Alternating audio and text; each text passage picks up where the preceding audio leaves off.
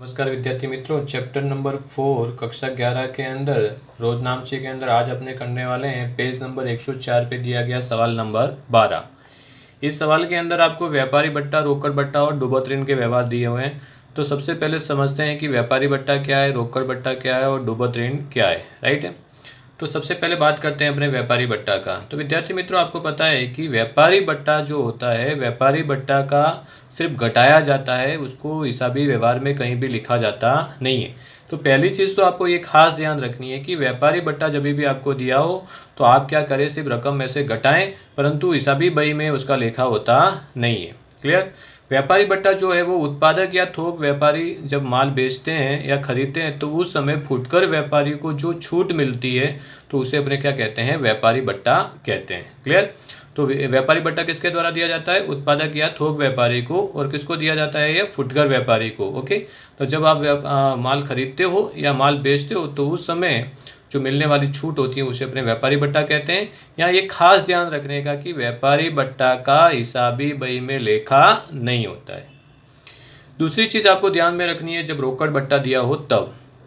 तो रोकड़ बट्टा क्या है कि व्यापारी बहुत बार क्या करता है कि आप फॉर एग्जांपल आपने माल बेचा हो तो क्या करेंगे, आपको सामने वाले व्यक्ति के पास से या व्यापारी के पास से जल्दी रकम मिले तो आप क्या करते हो, उसको प्रलोभन देते हो कि भाई इतनी तारीख तक अगर आप रकम चुकाते हो तो इतना प्रतिशत आपको रोकड़ बट्टा मिलेगा। तो जल्दी रकम चुकाने पर या जल्दी रकम मिलने पर दी जाने वाली छूट को अपने क्या कहते हैं, रोकड़ बट्टा कहते हैं। यह रोकड़ बट्टा तभी आपको प्राप्त होगा जब नियत की गई समय पर आप रकम चुका दो या आपके पास से रकम सामने वाले के पक्ष पे से रकम मिल जाए तो उस समय आपको रोकड़ बट्टा मिलेगा। रोकड़ बट्टा सिर्फ और सिर्फ रोकड़ रकम पर ही दिया जाता है। ये उपज और खर्च दोनों होने से इसका लेखा होता है। ओके। कब, जब फॉर एग्जाम्पल आपने माल खरीदा हो तो आप माल खरीदते समय क्या करते हो, सामने वाले को कम रकम चुकाते हो तो वो कौन सा बट्टा हुआ, प्राप्त बट्टा हुआ। और प्राप्त बट्टा आपके लिए क्या है, उपज है। और उपज होने से वो क्या होगा, जमा होगा। और जब आप माल बेचते हो तो सामने वाला आपको कम रकम देता है तो वो कौन सा बट्टा हुआ, दिया बट्टा हुआ। तो वहाँ आप बट्टा देते हो तो दिया बट्टा आपके लिए क्या है, खर्च है। खर्च होने से वो क्या होगा, उधार होगा। क्लियर। तो इतना ध्यान रखने का कि जब भी आप माल खरीदो तो उस समय आपको बट्टा क्या करेगा, मिलेगा। और मिलेगा इसके लिए प्राप्त बट्टा जमा होगा। और जब आप माल बेचते हो तो आप बट्टा देते हो तो दिया बट्टा होगा, इसके लिए क्या होगा, उधार होगा। तो खरीदी के साथ बट्टा जमा और बिक्री के साथ बट्टा उधार होगा। उसके बाद बात करते हैं अपने डुबोत ऋण और डुबोत ऋण वापसी की। तो डुबोत ऋण क्या है, तो देनदार के पास से न मिलने वाली रकम को अपने क्या कहते हैं, डुबोत ऋण कहते हैं। ध्यान रखने का कि डुबोत ऋण ये धंधे का क्या है, नुकसान है। और नुकसान होने से डुबोत ऋण का खाता क्या होगा, उधार होगा। और देनदार का खाता क्या होगा, जमा होगा। क्लियर। डुबोत ऋण अगर वापसी दिया हो तो वापसी आपके लिए क्या है, उपज है। और उपज होने से डुबोत ऋण वापसी खाता क्या होता है, जमा होता है। और रोकड़ आपको प्राप्त होती है, इसके लिए रोकड़ खाते उधार डुबोत ऋण वापसी खाते का आपने लिखते हैं। क्लियर। तो चलिए इसी से रिलेटेड अपने सवाल करते हैं। सवाल नंबर 12 पेज नंबर 104। तो यहाँ पे आपको परमेश्वर का रोज नामचा तैयार करना है। तो टाइटल दे दिया, तारीख, विवरण, खाता पृष्ठ, उधार रकम और जमा रकम, फॉर्मेट व्यवस्थित तैयार कर लें। तो चलिए पहला व्यवहार के अंदर चलते हैं। तो यहाँ आपको वर्ष दिया है 2014, तो यहाँ लगा देते हैं वर्ष 2014। महीना दिया है जून और अपने कर रहे हैं पहली तारीख का व्यवहार। रुपये 50,000 रोकड़, 10,000 का स्टॉक और 15,000 के देनदार लाकर क्या किया, धंधा शुरू किया। तो ये धंधे में क्या क्या आ रहा है, रोकड़, स्टॉक और देनदार आ रहे हैं। तो ये पूंजी का व्यवहार हुआ। तो लिखेंगे रोकड़ खाते उधार, जो धंधे में आए उसके खाते क्या करेंगे, उधार। तो रोकड़ खाते उधार, माल स्टॉक खाते उधार, माल स्टॉक खाते उधार। देनदार दिया है, इसके लिए देनदार भी उधार होगा। लिखेंगे देनदार खाते उधार। और ये धंधे में ला रहा है, इसके लिए कौन सा खाता जमा होगा, पूंजी खाता। धंधे का मालिक धंधे में लाए तो उसे अपने क्या कहते हैं, पूंजी कहते हैं। तो लिखेंगे पूंजी खाते का। क्लियर। तो रोकड़ कितना ला रहा है वो, 50,000। तो रोकड़ में लिखेंगे उधार पक्ष में 50,000। 10,000 का स्टॉक ला रहा है तो 10,000 स्टॉक में लिखेंगे। और 15,000 क्या कर रहा है, देनदार ला रहा है तो 15,000 देनदार में लिखेंगे। टोटल कितने की पूंजी आ रही है धंधे में, 75,000 की। तो जमा तरफ लिखेंगे 75,000। विवरण में लिखेंगे रोकड़, स्टॉक देनदार लाकर धंधा शुरू किया या प्रारंभ किया। क्लियर? ये हो गया आपका फर्स्ट व्यवहार। क्लियर? उसके बाद आपको तारीख दी हुई है कौन सी? 2। श्रीमती शारदा के पास से 20,000 की लोन 10% ब्याज से क्या किए? लिए। अब आपने क्या किया है? लोन लिया है तो रोकड़ आएगी, आए तो क्या करेंगे? उधार। तो लिखेंगे रोकड़ खाते उधार, और श्रीमती शारदा कौन है? देने वाली, तो देने वाले खाते क्या करेंगे? जमा करेंगे। तो श्रीमती शारदा की लोन खाते का, ओके, सिंपल रोज नाम चाहिए। तो रोकड़ आ रही है, इसके लिए उधार करेंगे, और शारदा देने वाली है, इसके लिए उसके खाते क्या करेंगे? जमा करेंगे। कितने की लोन ली है आपने? 20,000 की, तो यहाँ लिखेंगे 20,000, और जमा तरफ भी कितना आएगा? 20,000। विवरण में लिखेंगे शारदा से लोन ली, शारदा से लोन ली। क्लियर? तो ये हो गया आपका व्यवहार नंबर 2। चलिए अपने चलते हैं अब तीसरे व्यवहार के अंदर। तारीख 3। रामेश्वर स्टोर्स में से 8,000 का माल 10% व्यापारी भट्टा से खरीदा। अब सबसे पहले रोज नामचा लिखते हैं। माल खरीदा तो माल आया, आए तो क्या करेंगे? उधार। तो लिखेंगे खरीद खाते उधार, और किसके पास से आपने माल खरीदा है? देने वाला कौन है? रामेश्वर स्टोर्स। तो करेंगे रामेश्वर स्टोर्स खाते का, रामेश्वर स्टोर्स खाते का। अब देखिए यहाँ पर आपको कितने का माल दिया गया है? तो टोटल आपको कितने का माल दिया गया है? 8,000 का, राइट है।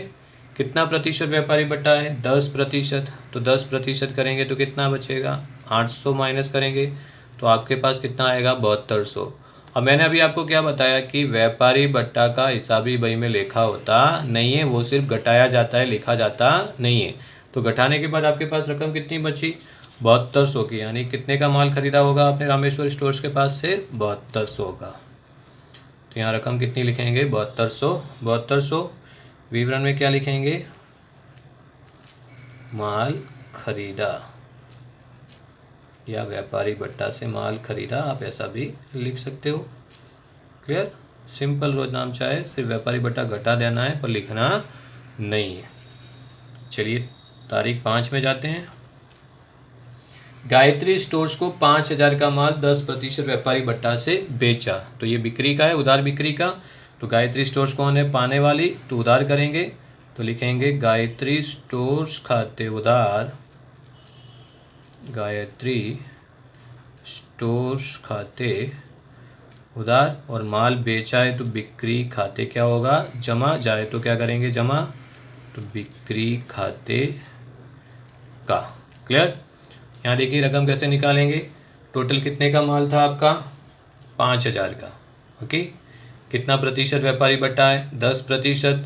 तो 5,000 का 10% किया तो कितना आया? 500। तो टोटल कितने का माल बेचा होगा आपने? 4500 का। ये भी व्यापारी बट्टा है तो घटाया जाएगा पर लिखा जाएगा नहीं। तो यहाँ लिखा 4500, यहाँ पे भी लिखा 4500। विवरण में लिखेंगे माल बेचा या व्यापारी बट्टा से माल बेचा। क्लियर? ओके, तो जब भी व्यापारी बट्टा दिया हो तो उसको सिर्फ घटाओ और लिखो नहीं। क्लियर? चलिए नेक्स्ट तारीख में चलते हैं। तारीख 7 तारीख का व्यवहार देखते हैं। राधा किशन स्टोर्स में से 15,000 का माल 10% व्यापारी बट्टा और 10% रोकड़ बट्टा से क्या किया? खरीदा। आधी रकम का क्या दिया? चेक दिया। अब इस व्यवहार को ध्यान से आप समझिए। तो टोटल आपने राधा किशन के पास से कितने का माल क्या किया है? आपने खरीदा है 15,000 का। कैलकुलेशन ध्यान से देखिए, कितने का माल है? 15,000 का। कितना प्रतिशत व्यापारी बट्टा है? 10%। तो सबसे पहले तो 10% क्या कर दो? माइनस कर दो। तो 15,000 का 10% किया तो कितना आया? 1500। तो टोटल आपने कितने का माल खरीदा होगा? 13,500 का, राइट। अब 13,500 का माल के अंदर आपने क्या किया है? 10% रोकड़ बट्टा से खरीदा है और आधी रकम का चेक दिया है। अब रोकड़ बट्टा तो आपको पता है कि जब रोकड़ रकम मिलती है तो ही होता है। तो 13,500 का आपने आधा कर दें, तो 13,500 का आधा किया तो कितना आया, 6,750। तो 6,750 उन्होंने क्या किया है, चेक से रखा है, और इसका मतलब 6,550 अभी बाकी है। तो कितनी रकम का आपको चेक मिल रहा है, आधी रकम का चेक, कितने का, 6,750 का। तो जितनी रकम आपको मिल रही है उसके ऊपर अपने क्या गिनेंगे, रोकड़ बट्टा गिनेंगे। तो 10% अपने रोकड़ बट्टा गिनेंगे इसके ऊपर। तो 6,750 का 10% किया तो कितना आया, 675। माइनस किया तो टोटल आपको कितने का चेक मिला होगा, 6,075 का आपको क्या मिला होगा, चेक मिला होगा। चेक अपने कौन से खाते लिखते हैं, बैंक खाते, राइट है। अब यहाँ आप क्या कर रहे हो, माल खरीद रहे हो, और खरीदते समय आपको ने क्या किया, उतनी रकम कम दी है, तो ये आपका क्या हो गया, प्राप्त बट्टा हो गया।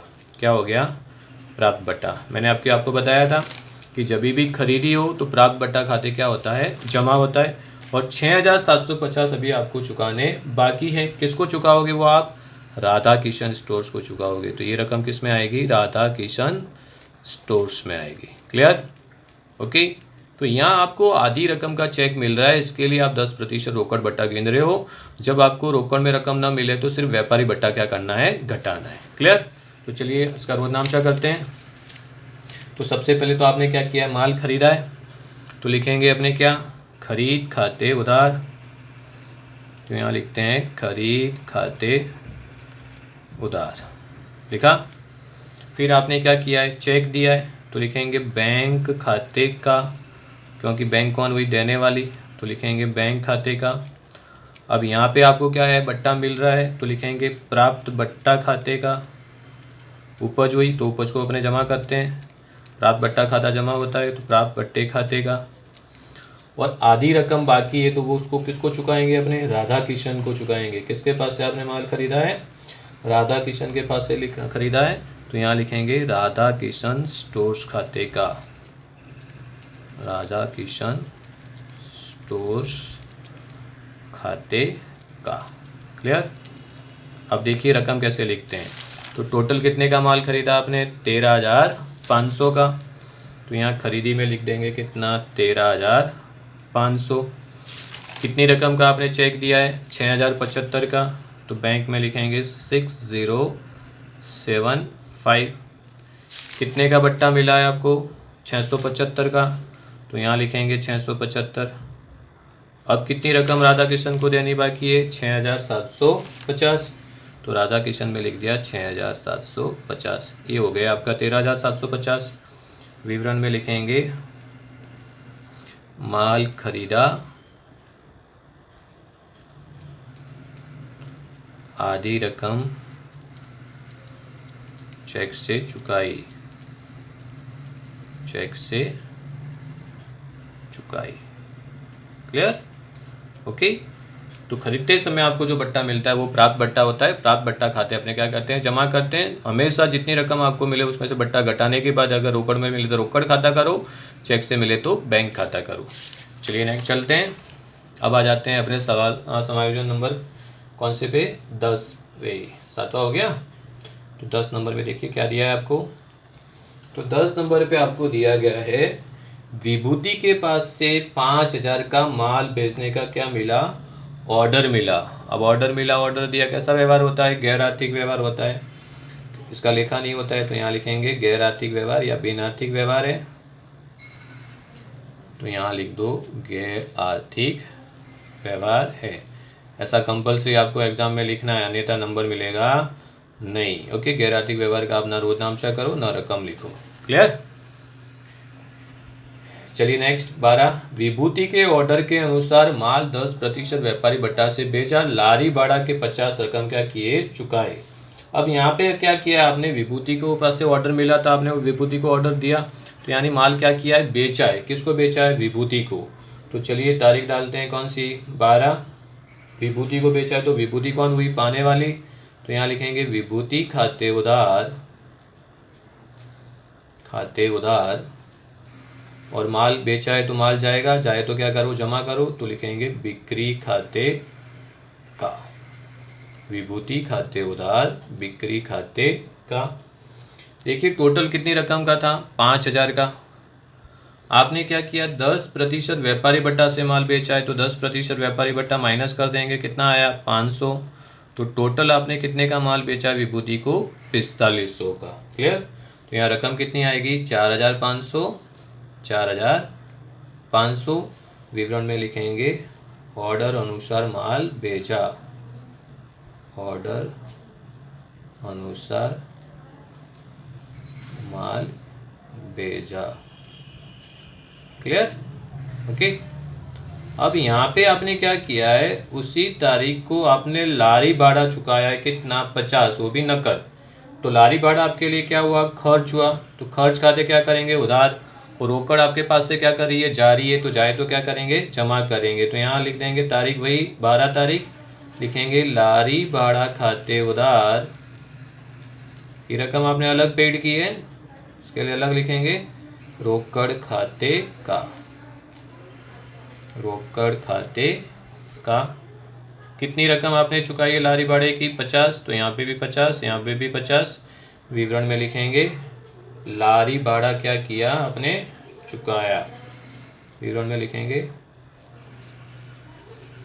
लारी भाड़ा चुकाया, क्या लिखेंगे, लारी भाड़ा चुकाया। क्लियर।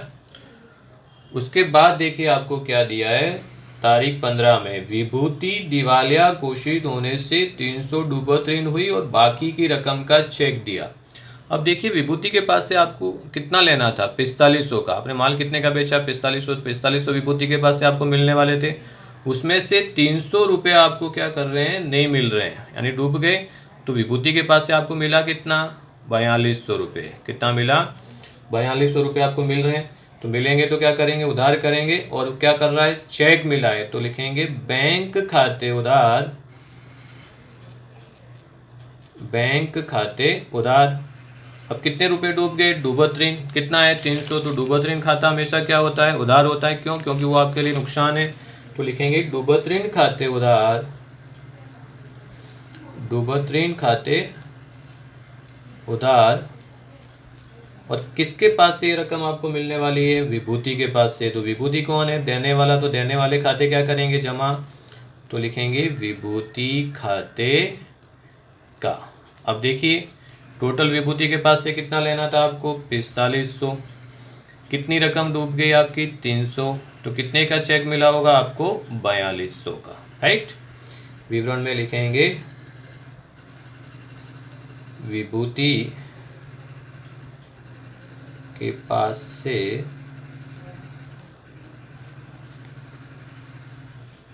डूबत ऋण के अलावा रकम मिली, डूबत ऋण के सिवाय की रकम